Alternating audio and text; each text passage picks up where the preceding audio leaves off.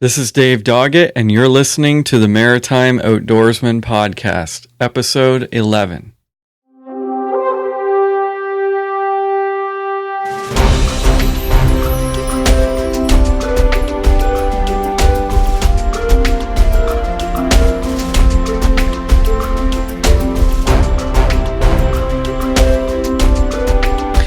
Thanks for joining me for another episode of the Maritime Outdoorsman Podcast, and I want to start this one off on a bit of a serious note. I want to dedicate this podcast episode to a very good friend of mine who recently passed away. His name was John Robertson. Extremely close friend of our family.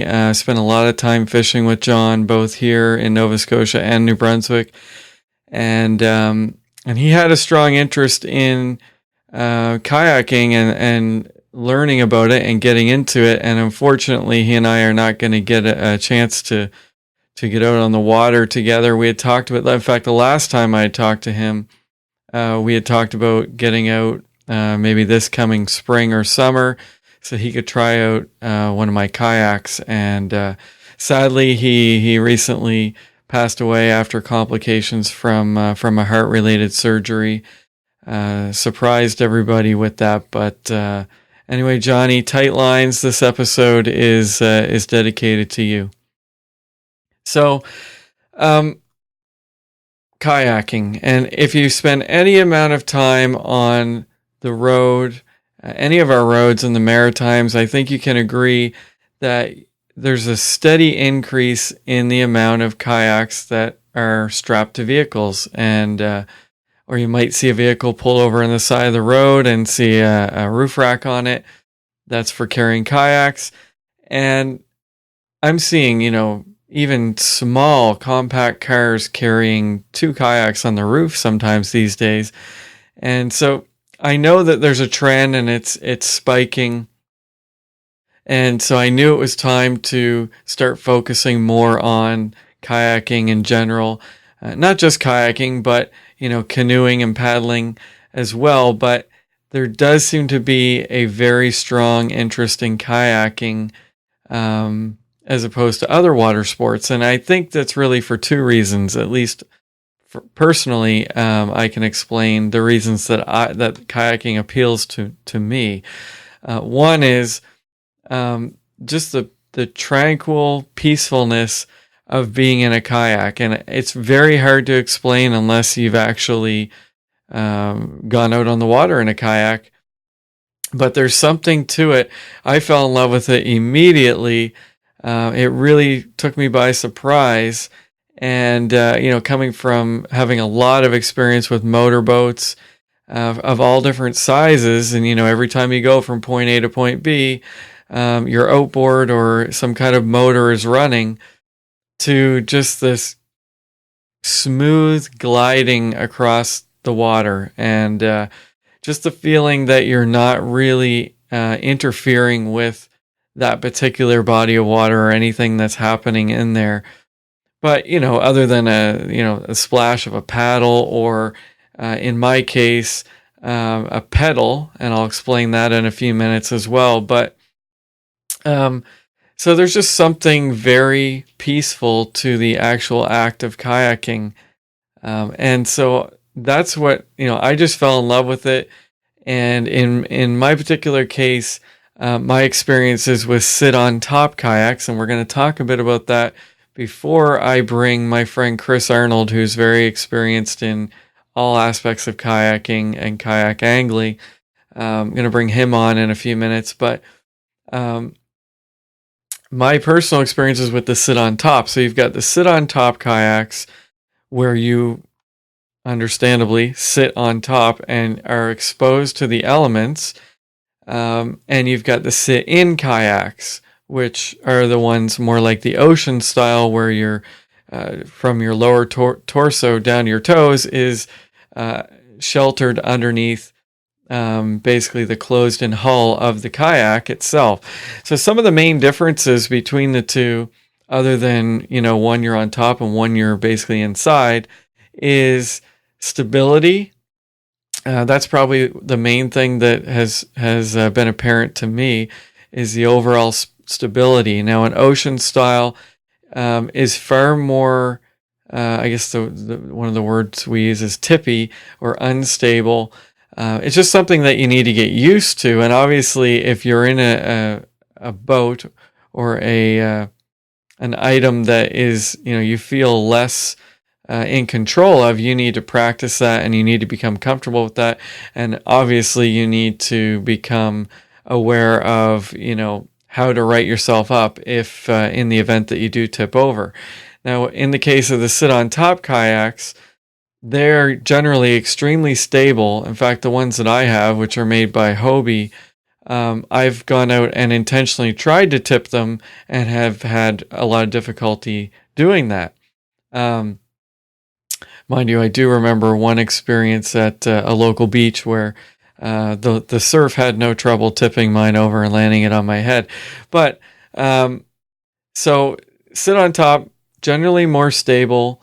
So for the average person just getting into the sport, that may be more appealing because you can then have, less worry about falling out of the boat and more, concentration on whatever you're doing, whether it's fishing, hunting, or whatever activity, just exploring around. The sit-in kayaks now do have the advantage of speed. Once you master the paddling technique, they are generally faster. They're a sleeker profile going through the water. So you're probably going to be able to get from point A to point B faster in that style. However, again, pros and cons. With a sit on top and some of the models like the ones that I use where it's a Hobie with a Mirage drive and I'm actually using my feet to power the kayak, I then have my hands free for, turning the rudder, holding a fishing rod, and if you were hunting, holding a gun of some kind. So you really need to identify what task you want to accomplish with your kayak most often, and then obviously weigh the options of pricing, which does play into things depending on the brand that you get, the features the kayak has, and then just really narrow it down for the activity that you plan on using it the most for. So that's kind of a very brief introduction to the types of kayaks. I'm sure Chris will talk about those as well shortly here. Before we get too much further, I would like to do a little shout out for the company, the business where I have got my kayaks from, and that is Atlantic Winds Adventure, and they're in Dartmouth, Nova Scotia. They carry a wide variety of kayaks, whether it's sit on top or sit-in kayaks, and all kinds of other neat water and air sport items. So you can check them out. Just Google them, and I'll have a link in the show notes. Another thing I want to touch on is after seeing this trend of kayaking, I decided I was going to create a new online community dedicated to the paddling sports. So it is called maritimekayaking.com, and it's an online discussion board with all kinds of different forums, photo galleries, lots of things, classifieds. So by all means, check that out. And if you're not a member already, it's completely free to join. Go up in the upper right-hand corner and click Create an Account, and follow the directions, and we'll get you activated and up and running that way. And by all means, share that with all the kayaking friends that you have. And before long, we'll have a bunch of people on there with all sorts of great discussion and content related to kayaking here in the Maritimes. So that's pretty well what I wanted to say as an introduction. So what I'm going to do is I'm going to get my friend Chris Arnold on the line. He's been in kayaking for quite a number of years, longer than I have, and he has experience with the sit-in kayaks as well as the sit-on-top. So let's get Chris on the line and see what he has to say. Yeah, so I've got my buddy Chris Arnold on the line here. Thanks for joining me tonight, Chris. Not a problem, Dave. Awesome. So I think when I think kayaking, not just fishing in kayaks, but kayaking in general, you're pretty well the face that comes to mind. I'm not sure how well, actually, I'm pretty sure how our paths crossed. It was obviously through NovaScotiaFishing.com years ago, Yes. but where kayaking come into play, I remember seeing, your avatar had kayaks in it, and then I didn't really take a strong interest in kayaking until one thing led to another, and I ended up with a couple Hobie kayaks, which are the sit on top. And one of the first things, well, before I get into that, maybe you can give us just a quick background of how you got involved with kayaking in the first place. Right, and that's kind of the same thing with me. That it just was one of those things that was really by accident, coming from a canoeing background and fishing with friends in their motor boats. You know, I always thought that human power over horsepower was the way to go, and I really enjoyed the canoeing from a very young age. And then fishing with my friends via canoe, but it was in probably the summer of '97 that I purchased my first kayak. It was an Ocean Kayak Frenzy, a 9.5 foot sit on top. And it was a friend of my dad's who had moved back from Ontario at the time, had brought everything back with him, really didn't have a use for it. And I got it for a song, really. And Mm. that started it because, I was taking it out, I was fishing with it, and I was paddling circles around my friends in their canoes. So one thing led to another, and the next, I bought a used sea kayak, a Hmm. Boreal design muck tuck, and it Hmm. was 16.5 foot sea kayak, and kind of rigged it for angling as well. And Hmm. then another friend bought a sea kayak, and then another friend bought a sea kayak, and then I had a group put together Hmm. of my fishing friends, and we were all of a sudden the team extreme, all Yeah, fishing from kayak. right But on. yeah, so it's been a long time. It's been nearly 19 years. That's awesome, man. Yeah, And that's interesting. I don't think I knew that you started with a small sit on top, yeah, and then you took the plunge into, an ocean style kayak. And obviously that's one of the things that I want to touch on tonight. And this is just going to be one of many, um, you know, episodes that we're going to have covering kayaking, because as we were talking earlier, there's just so many things to discuss, but we'll keep it fairly introductory tonight, yeah. because we're going to assume that most of the people listening probably aren't already kayaking, so they're going to want the general info on, maybe what they should consider, and that kind of thing. So obviously my experience to date, for the 6 or 7 years that I've been doing kayaking or kayak fishing, is all with sit on tops. My first experience years and years ago was with an ocean kayak, and I wasn't very comfortable or stable in it. And when I sat in the sit on tops, I was kind of blown away at how stable they were. And obviously, everything has a plus and minus. So maybe from a guy that has had both, Yeah. maybe give us a little bit of insight on where you see the major pluses and minuses. Well, major for like a sea kayak is your range. I mean, you can minimal effort for Hmm. long range paddling, and it's an enclosed style kayak, so you're well protected from the elements. Hmm. And like I say, your speed is greatly increased for your paddling effort and distance. Hmm. So Hmm. and then again in harsher weather, um, you're just better protected. They sit on tops, quite the opposite. Being a wider kayak, you're slower, and you're not covering the kind of distance that you would probably in a sea kayak. But Hmm. then the trade-off is the amount of gear that you can carry on a sit on top. Now there's Hmm. just no comparison, because if you're a more comprehensive angler and you want to carry numerous rods, Hmm. different gear, and you can definitely dress for the elements. Of Hmm. course, there's so many Sure. companies that accommodate that. So yeah, there's definitely pros and cons to both. And as of late, I've been using a sit on top much more than a sea kayak, but it definitely still is in my arsenal. It's still on the rack, and but sit on tops definitely have better features for angling. Yeah. Okay. Yeah. I guess when you're considering, doing some kind of activity other than the actual act of paddling, Yeah, or moving the boat around itself, then yeah, that's when the sit on top can come into play. And obviously, there's a stability issue there too because they are, absolutely. like you said, wider.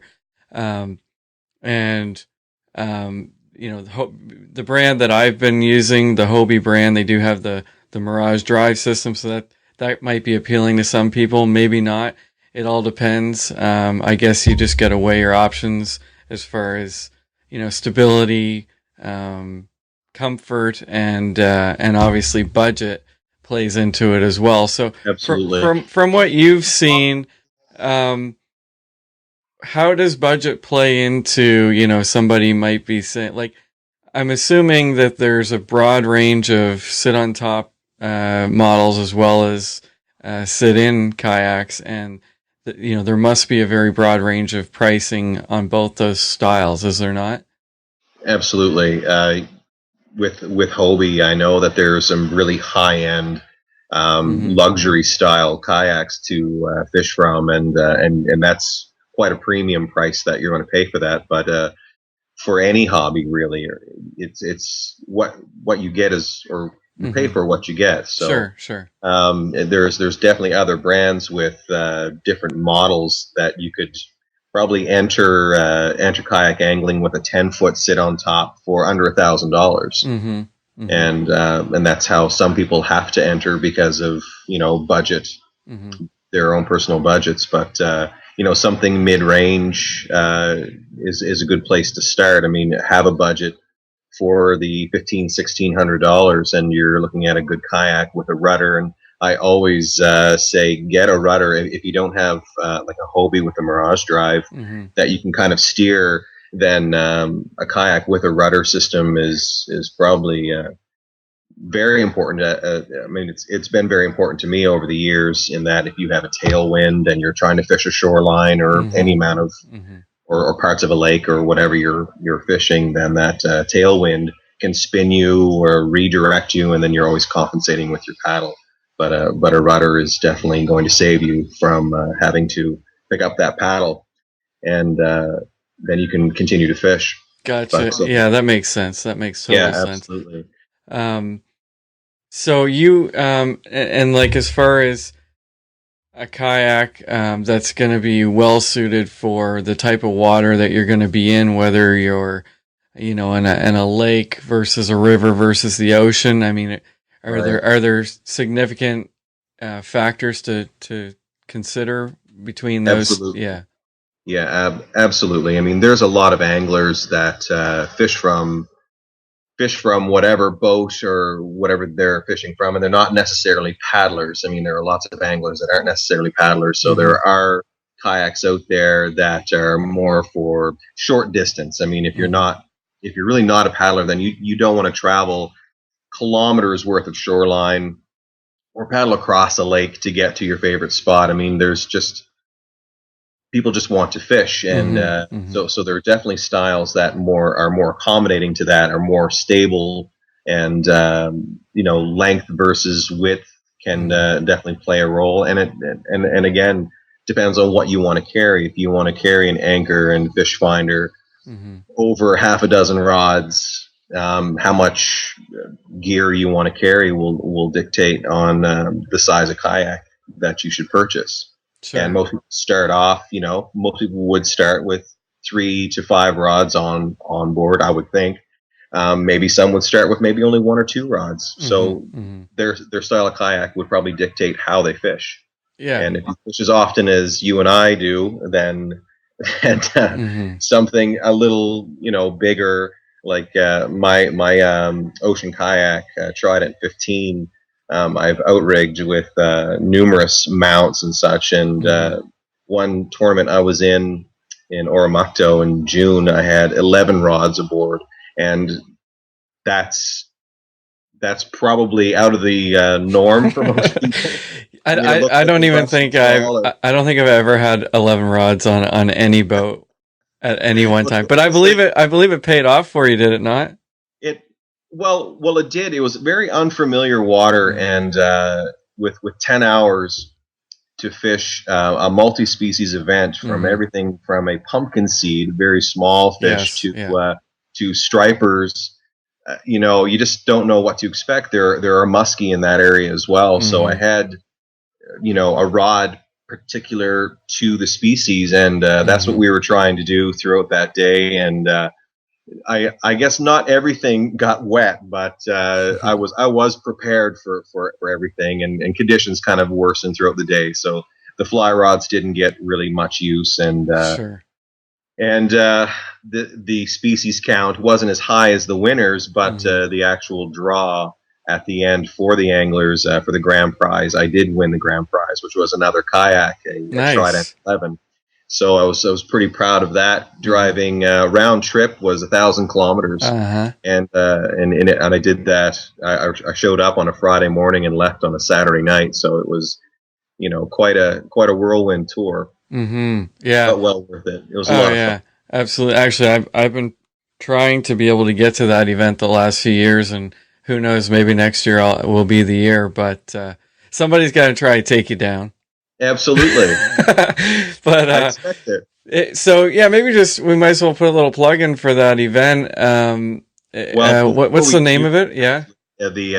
that's the New Brunswick Paddlers competition, Mm-hmm. and it's possible they may not be holding it next year. I just Okay. actually read a post earlier today Mm-hmm. regarding that event, and the Hammond River Classic event Mm-hmm. may not be happening next year, and that's just really due to turnout. The numbers are Okay. low, and Yeah.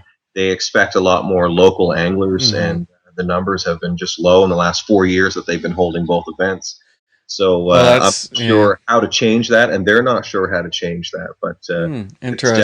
definitely, yeah, it's very interesting, and I know that Nova Scotia needs more events. Mm-hmm. But in all honesty, you're looking at probably the same dozen guys showing up to all these events, and it's hard to get new people involved. Mm-hmm. Mm-hmm. Though if you're on a lake like Aylesford Lake, you notice kayaks in a lot of you know uh, people's yards and such, like Mm-hmm. along Mm-hmm. lakes, and to get them involved too. It's how Yeah. do you do it? How do you get just the everyday, weekend angler to come out and participate in these events? Yeah. Exactly. Well, hopefully, we'll be able to change that over time, and that's at least part of my intent with the new MaritimeKayaking.com site is to create more awareness, uh, create basically a community, a sense of community for any kayaking enthusiast, and then maybe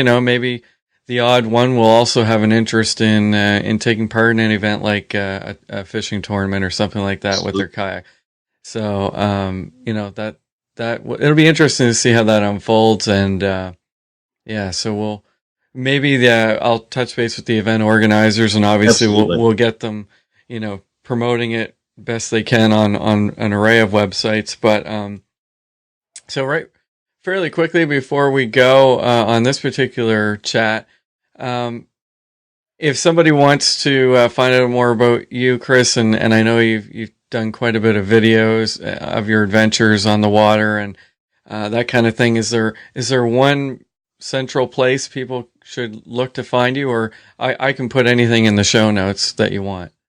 Right. Right now, the YouTube channel, all one word, the Team Extreme, and that's where I post all of our videos. Mm-hmm. And to find me in particular, look, I have my handle on Nova Scotia fishing and New Brunswick fishing and Maritime kayaking is always fishing or Chris. Mm-hmm.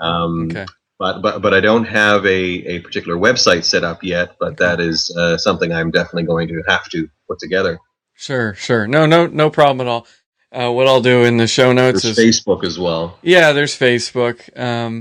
But I'll put some links in the show notes where people can, if you want to get a hold of Chris, you can see what he's up to, um, and we can go from there. But I really appreciate you taking the time to chat with me a bit this evening, and No, it's great. I look forward to our future podcasts. Just so when people have questions regarding a particular species, and that's usually what people ask me about. Mm-hmm. Is how familiar am I fishing for bass and in a particular time of year, or Mm-hmm. for chain pickerel or whatever. What am I using? How do I do it? And especially from a kayak, which seems to interest a lot of people. It's just getting them out there and participating. Sure. Yeah, absolutely. No question about it.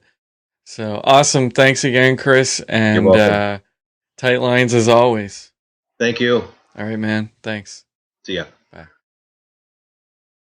Thanks again to Chris for taking some time to chat with us. I look forward to having Chris as well as some other buddies that we have, and I've actually met a lot of them through Chris because of his tight knit circle of basically hardcore kayaking and kayak anglers. We're going to get some of them to join us on future episodes as well, so that we can get a wide variety of input on various aspects of kayaking.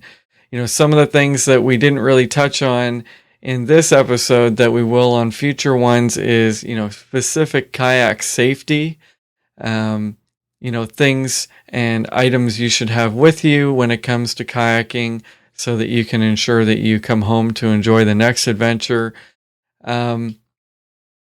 As well, we're going to feature various bodies of water in the Maritime provinces that people have experienced kayaking on. We've got so many different incredible bodies of water, both fresh, salt, brackish, kayaking, the rivers that we have, and just general things specific to the waters that we do have here in the Maritimes and how kayaking applies to those. And hopefully, as time goes on, both through these episodes as well as the community that we're in the process of building with maritimekayaking.com, we'll be able to organize events where, groups of us kayaking people and enthusiasts get together in various parts of the Maritimes. I know there's already some events, like Chris was talking about. There was a few events in New Brunswick, and unfortunately, due to low participation rates, those events are in limbo for the next year. But hopefully we can, gather people together, create more awareness for this sport, and get some groups of people together at events such as those or different ones, and just promote this incredible sport that goes so well with the amount of water that we have here in the Maritime provinces. And it's just a fantastic way to get out and enjoy the outdoors here in the Maritimes. There's no question about that. I think you're going to hear a lot more about kayaking in the future. I know you will in future episodes that we have here on the Maritime Outdoorsman. But keep your eyes and ears open. I'm sure you'll see it popping up here and there in other media outlets. So that essentially wraps up this episode of the Maritime Outdoorsman. Again, if you want to look at the show notes for this episode, all you need to do is go to www.maritimeoutdoorsman.com/011 for episode 11. And actually, if you go to maritimeoutdoorsman.com, it will be the most recent episode at the top is always, the most recent one is always appearing at the top. So you can just scroll down and find the one that you're looking for on the website there. You can also subscribe on iTunes and Stitcher Radio. And more recently, I'm proud to announce that Reno Viola's online radio network has recently picked up the show. So you can find a link for that in our subscribe area of the site as well. Thanks for listening. Have yourself a great day, and until the next episode, tight lines.